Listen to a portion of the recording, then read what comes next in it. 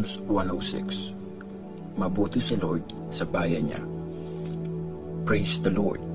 Magpasalamat kay Lord kasi mabuti siya. Forever siya kung magmahal. Sobrang galing ng mga ginawa ni Lord. Sinong makakapagkwento nun? May papuri bang papantay sa lahat ng ginawa niya?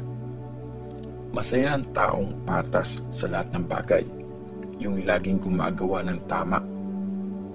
Lord, pag tinulungan mo ang bayan mo, huwag mo akong kalimutan. I-save mo rin ako pag niligtas mo sila. Sana makita kong umunlad ang bayan mong muli. Gusto kong makisaya sa bansa mo at maging proud kasama ng iyong bayan. Nagkasala kami gaya ng aming mga ninuno. Mali ang ginawa namin. Naging masama kami.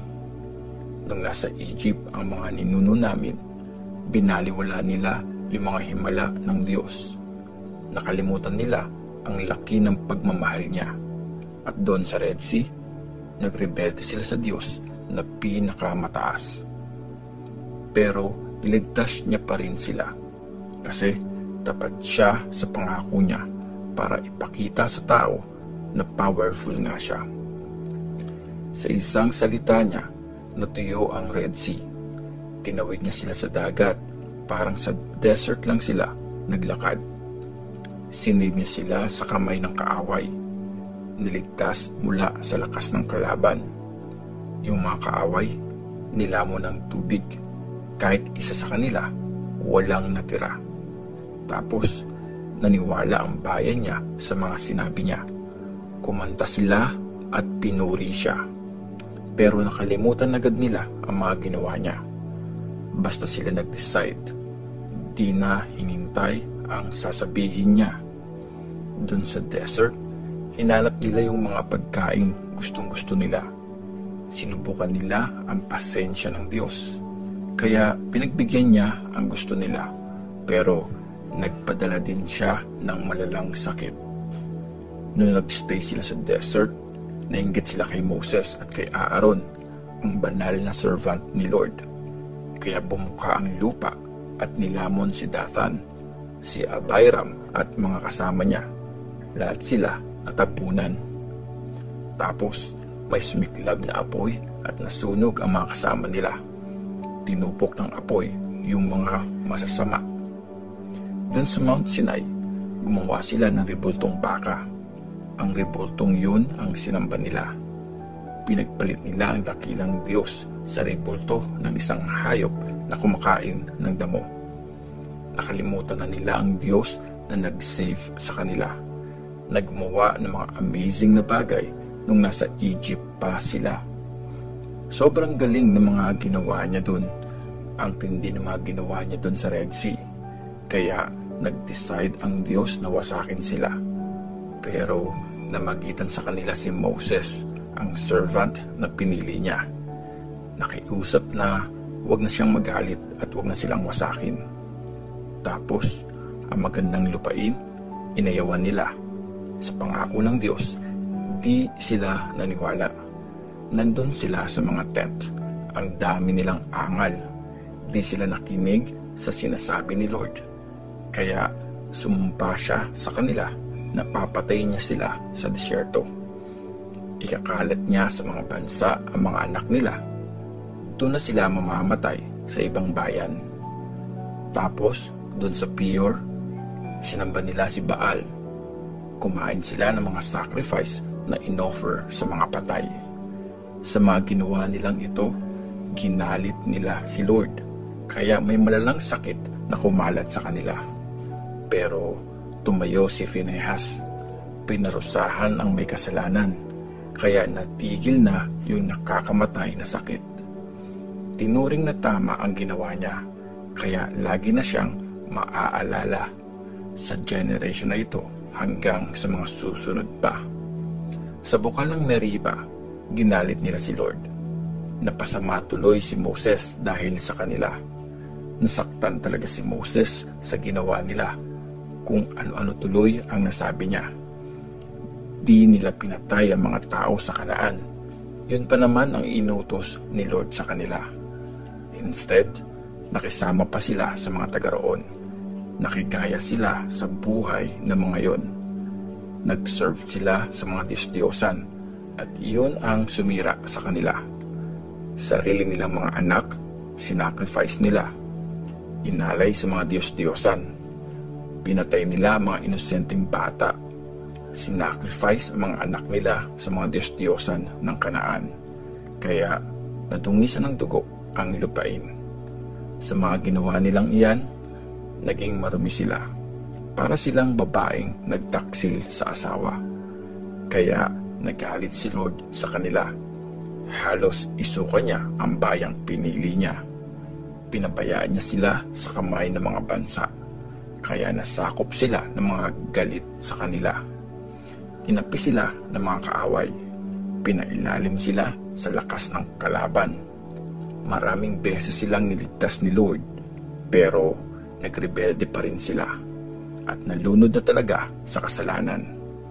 Pero nakinig pa rin si Lord nung umiyak sila. Nakita niya na sobra silang nahihirapan. Para sa kanila, inalala niya ang kanyang kasunduan. Grabe talaga siya magmahal, kaya nagbago ang isip niya. Gumawa si Lord ng paraan, kaya naawa ang lahat ng umapi sa kanila. O Lord na aming Diyos, i-save mo kami. I-gather mo ulit kami mula sa mga bansa para makapag-thank you kami sa iyo at purihin namin ang banal na pangalan mo.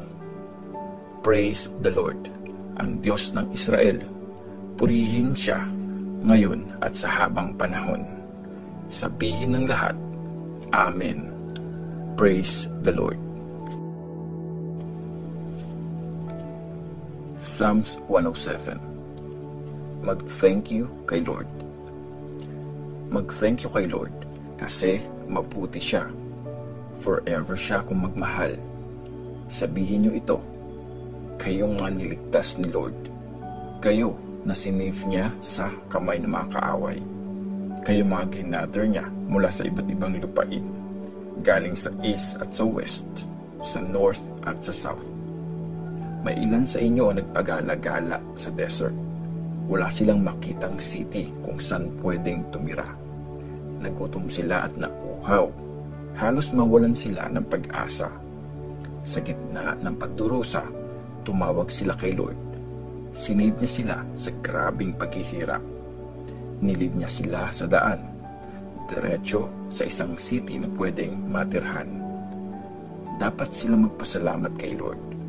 Wagas ang pag-ibig niya at magaganda ang ginawa niya para sa kanila. Ang nauuhaw, pinapainom niya. Ang nagugutom, binubusog niya ng mabubuting bagay. May mga nabuhay sa lungkot at dilim. Nakakulong sila, nagdudusa at nakakadena. Nilabanan kasi nila ang mga salita ng Diyos. Hindi nila sinunod ang sinabi ng pinakamataas. Nanghina ang loob nila sa bigat ng trabaho.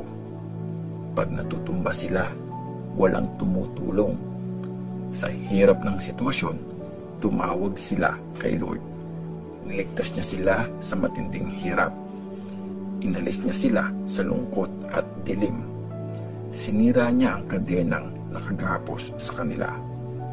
Dapat silang mag-thank you kay Lord. Wagas ang pag-ibig niya at magaganda ang ginawa niya para sa kanila.